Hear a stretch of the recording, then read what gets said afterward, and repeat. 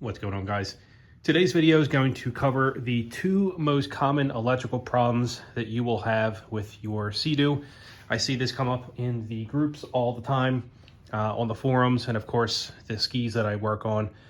People bring their skis, they ask questions, they say something's wrong with my ski. I go to turn it on and nothing happens. I'm pressing the start button, the screen is dead, the battery is connected, and nothing is coming up. What could possibly be the problem? So if you are in that situation, this is the video for you. Of course, there's a whole range of problems that you could be having. There's grounds that could be bad. You could have corrosion in your fuse box, bad fuses, things like that. But I'm going to tell you the two most common causes that I see that I would say explain 90% of the issue. So let's go ahead and get started. All right, so the very first one is just a bad battery. Now, that may sound pretty basic, but it actually can be deceptive. SeaDoos from the factory use a AGM battery, absorbed glass mat. And AGM batteries, unlike lead acid batteries that you would find in some cars, use stacks of cells. Each one of those cells or glass mats is 12 volts. And I have, this is a group 30 size battery here. The most newer SeaDoos use a group 20, but you may have glass mats stacked or lined side to side. And each one of those glass mats is going to have 12 volts. But the combination of all of them is what provides that cranking power. So if you go to test your battery with a multimeter and it comes up with 12.5 volts, 13 volts, you may think to yourself, oh, the battery is good. But that is not the case. You need to be able to test the battery with a battery tester or get it load tested. And I'll show you how we're going to do that here in a second. But basically what I'm trying to say is just because you test your battery with a multimeter and you get 12 or 13 volts, that does not mean that your battery is good. It can still be a bad battery. So let me go ahead and get this guy tested or connected to this SeaDoo here. Now, just for the sake of this video, I did cause a problem to cause this condition, but I'm not going to explain what it is until the end because it's a very similar problem to a lot of the skis that I see. But in the meantime, let's go ahead and get the battery tester connected to the ski and we'll find out what's going on. All right, so I have the tester connected. We have it powered up here. And for this test, I'm using the MotoPower MP0515A. You can pretty much use any battery tester that you like. If you guys are interested, I'll put this one in the description, of course. So the two most important things we're going to find here are battery and wave. Wave is basically just the voltage readout. And you can see here that we have 13.3 volts. Now, most people would see that and say, the battery is good. So it very well could be a bad battery or it could be a bad battery. Say there's 6 cells in this AGM battery and 5 of them are bad, but only one is putting out voltage. It would make us think that the battery is good, but it really only has about 20 amps or so of cranking power. I'm just making those numbers up, but that's an example of what's actually going on. So to test to see if this battery is actually good or not, we are going to go back to this guy here, battery. Now, depending on which tester you use, it may use different terminology. It may say load test, it may say crank test. There's a bunch of different things it may say, but the idea is the same. We are going to put a load on the battery, and then it's going to give us a health report. So let's go ahead and go into here. We're just going to do a quick test.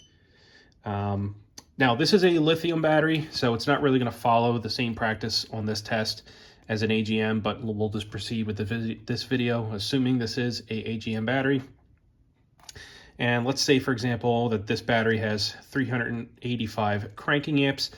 The CCA rating on your battery will be different. Let me go back over to this battery over here, for example, and you can see on the front that it is, or where is it on here? It's on the top. This is a 385 cranking amp battery. So if this was a 400, we would adjust the scaling on our test, this guy here, to go up to 400, or you would basically just set it to where it needs to be. So we're gonna go ahead and click OK. It's gonna run a test. And this is the important information here. So you see where it's at the very top, it says our voltage, that's what you already know. And then we have rated and measured for cold cranking amps. So rated is essentially the input that we gave it, and measured is how much actually came out. So we got 489 cranking amps. Again, this is a lithium, so it's going to be substantially higher than an AGM. We have resistance, and then there's the life and state of charge. So life, which is in this case SOH, or statement of health, is how much, basically how healthy the battery is. And it does that based on your cranking rating. So if the measured cranking rating is higher than the rated cranking rating, then it's obviously going to be 100% health. But if the rated capacity is, let's say, 600 cold cranking amps and it measures 300, then it's going to say that the battery is about 50%, maybe time to replace it. And then we have the statement of charge, and that is basically just giving us a feedback on the voltage. Now, just so you guys know, just because a battery is a 12-volt battery, it does not mean that 12 volts is charged. Generally, on an AGM battery, you want to be over 12.5 volts or at 12.5 volts. Some batteries will tell you what their resting voltage should be. I know that confuses people all the time because they say, well, it's a 12-volt battery. It's at 12.3 volts. That's more than 12 volts, so it has to be charged. That's not the case. 12 volts is usually kind of on the lower end, and of course, anything in the 11s is definitely most likely dead. So that's it. So in this case, we know that the battery is good. It's way over the rating that I gave it. So it can't be that. But we are still not getting anything. So what could it be? And by the way, obviously the battery terminals and everything are connected. We just ruled that out. Everything is connected the way it should be. So what's next? Well, the second most common failure point on the electrical system on a SeaDoo is the relay. And it's this guy right here. This is a 30 amp relay, and I'm going to go into detail on this. I'll even bring up the wiring diagram so you guys can see what it does. But every SeaDoo has one of these. It doesn't matter if you're working on a 2006 SeaDoo or a 2026 SeaDoo, it will have a 30 amp relay in it. And that relay is in your fuse box right here. So on this model, it's under the engine seat in the back. On some skis, it'll be in your back corner. In other skis, it'll be under your front hood. It depends. It's usually pretty close to where your battery is. So I'm going to take this cover off, and you can see our relay here. Now, I'm going to go ahead and pull this out so I can do a test on it. But I just want to show you something. So these relays are not sealed, okay? You can kind of see that they are open. There really is no completely waterproof version of a relay. There's no OEM one that you can get, and these things do get pretty hot because you're passing 30 amps through it, or at least that's what it's rated for. So this relay will basically control a good portion of the electronics on your SeaDoo. As a matter of fact, let's go ahead and go over to the wiring diagram, and I'll show you what it does. All right, so I know this looks confusing, but I will do my best to kind of break things down. So this is the wiring diagram for, specifically in this case, 2021 models, the Fish Pro GTI, GTR, GTX. But the wiring is pretty much similar for all models and years. And if you look here, this square or this rectangle resembles the fuse box. And you can see that we have different junctions, we have different color wires, we have different pinouts and points, things like that. And you can see right here that this isolates, or this specifies, the relay. Now, if you look at the wires coming in here, these are red. If we look at the junction, red indicates 12 volts unswitched, which basically means that anything that's red is basically getting power at all times. And on this side, we have pink. And if you look over here, that is 12 volts switched. If we look closer at the relay, you'll see that we have a coil on the inside, and then we have this guy right here. And basically, let's see if I can zoom in a little bit. What that's saying is that this circuit here, whenever this circuit activates, it closes this relay and powers on the rest of the electronics downstream of it. So if we look, I'm going to try to zoom out a little bit here, on our fuse box, we have the input side here, and this could be, you know, these are the 30 amps, so battery, stator, IBR, whatever, things like that. We have our relay, and then the output of the relay is powering everything in pink, which means as soon as we wake the ski up, it's powering on all of those pink circuits, and it all stems from that relay. So if this relay is not working, then everything downstream in pink is not going to power up. And you can see that powers just about almost everything. We have obviously our ECU, we have our coil packs, we have the GPS, we have our optional equipment, the depth finder, camshaft position sensor, we have the accessory connection, cluster electronics, external GPS, everything downstream of that relay, basically all over here, depends on that relay to power up. So if that relay does not activate, or if it's sticking or whatever, then nothing downstream of it is going to work. So this is that relay that I just pulled out that is not working. I have a relay tester. Let's go ahead and get it connected and we'll see what happens. This is the tester I'm going to use.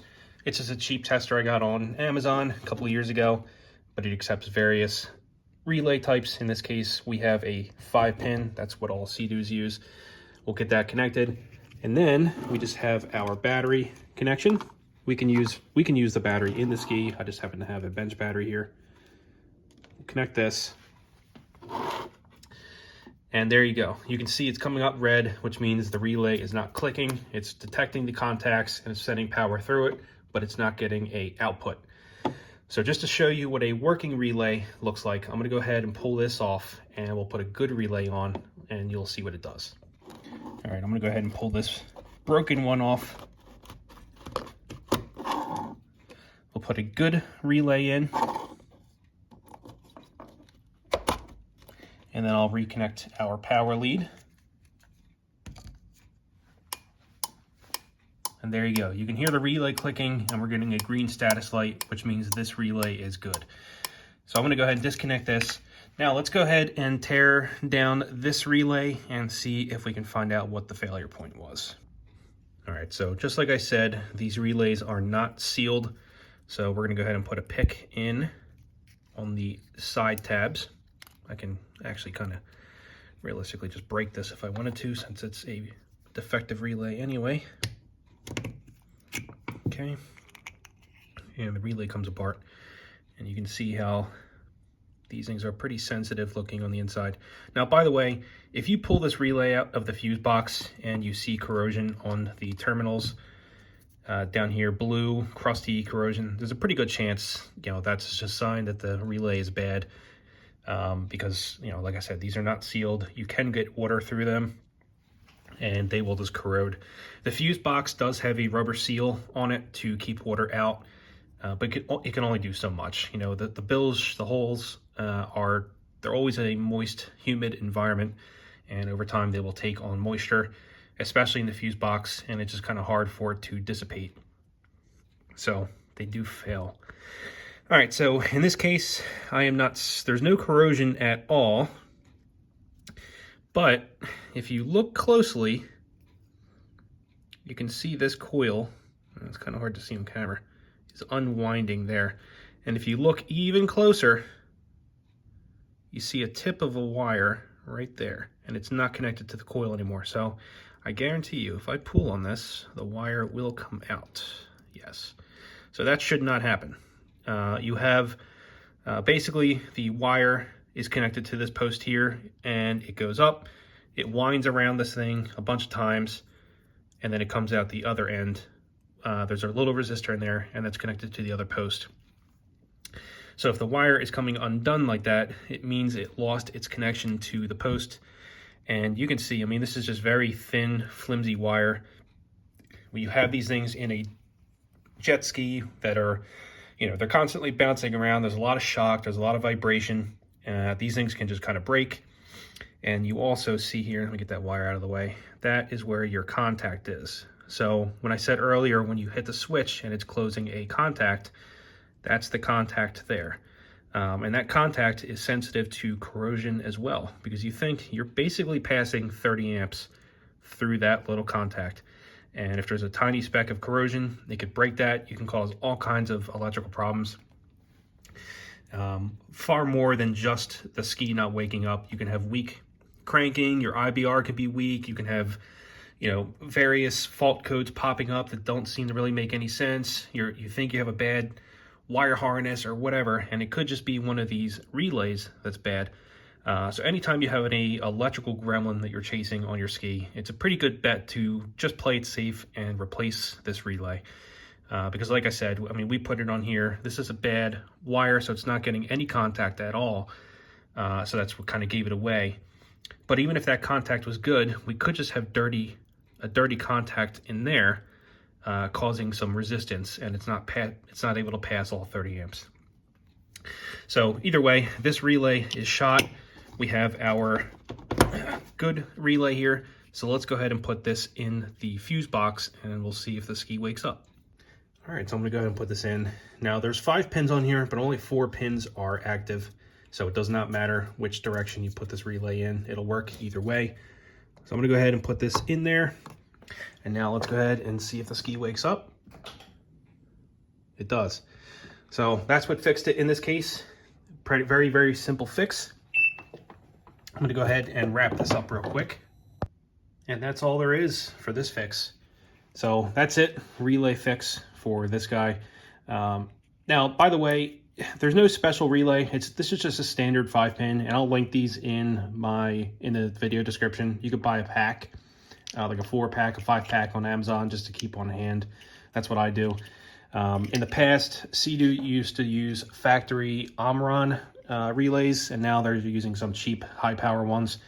You're not really going to get any more benefit using a Omron or anything over, you know, their standard $10 for a 5-pack on Amazon. They all work the same way. And like I said, I haven't not found a waterproof one. Even if it is waterproof, you know, I'm not sure how much I trust it, just because, you know, generally when they waterproof these things, all they're doing is putting a epoxy in the bottom. And from my experience, that just leads things to get very, very hot. And like I said, 30 amps is passing through this relay. It does tend to get a little bit warm. So if you feel it and it's warm, that's perfectly normal. But it's kind of hard to waterproof electronics and also allow them to breathe. So that's it for that. Now you can also, if you wanted to play things a little extra safe, you can put some dielectric grease on your connections. So if you have your fuse out, just put a little dab on it, squeeze it back in.